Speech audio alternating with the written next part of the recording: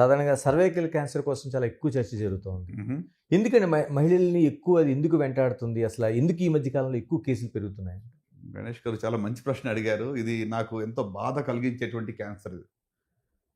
నేను ఆ మాట ఎందుకు అంటున్నానంటే, ఒక నివారించదగ్గ క్యాన్సర్ని మనం నివారించలేకపోతున్నాం. Okay. Preventable cancer is not prevented. ఆ, ఎందుకు అంటే సర్వైకల్ క్యాన్సర్ దేని వల్ల వస్తుంది?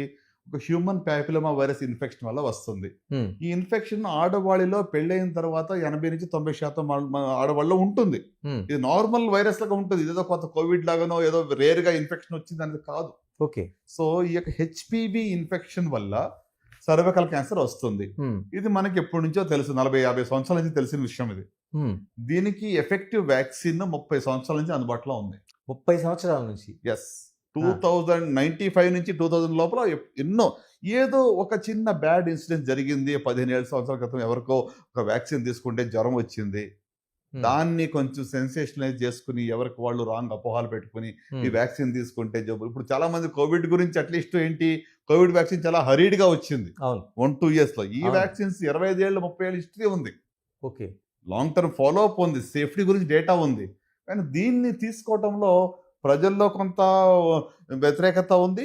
గవర్నమెంట్ తరపు నుంచి కూడా ఇప్పుడు మరి ఇండియన్ గవర్నమెంట్ రీసెంట్గా అనౌన్స్ చేశారు, హ్మ్, కానీ ఇంకా అది ఇంప్లిమెంటేషన్ జరగటం లేదు. కొన్ని దేశాల్లో ప్రత్యేకంగా ఆస్ట్రేలియా గురించి మీరు ఆలోచిస్తే సర్వైకల్ క్యాన్సర్ ఫ్రీ ఓ, అని వాళ్ళు డిక్లేర్ చేయబోతున్నారు నెక్స్ట్ 1-2 yearsలో. ఏదో మనకు పోలియో ఫ్రీ అన్నట్టు. ఎగ్జాక్ట్లీ కరెక్ట్ ఆ. ఎగ్జాంపుల్ చెప్పారు. పోలియో ముక్త ఎలాగైతే మన భారత్ అనుకున్నామో అట్లానే ప్రపంచంలో పోలియో లేదని అనుకుంటున్నాం. అట్లనే మరి ఇక ఆస్ట్రేలియా కానివ్వండి, న్యూజిలాండ్ కానివ్వండి, హ్మ్. ఇక సర్వైకల్ క్యాన్సర్ ఫ్రీగా అవి చెప్పబడిపోతా ఉన్నాయి.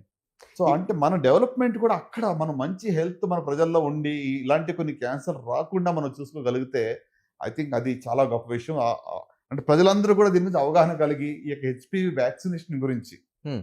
మరి అంటే అమ్మాయిలకు between 9 to 12 years are before marriage ఇక వ్యాక్సిన్ ఇవ్వడం అనేటువంటిది చాలా చాలా ఇంపార్టెంట్.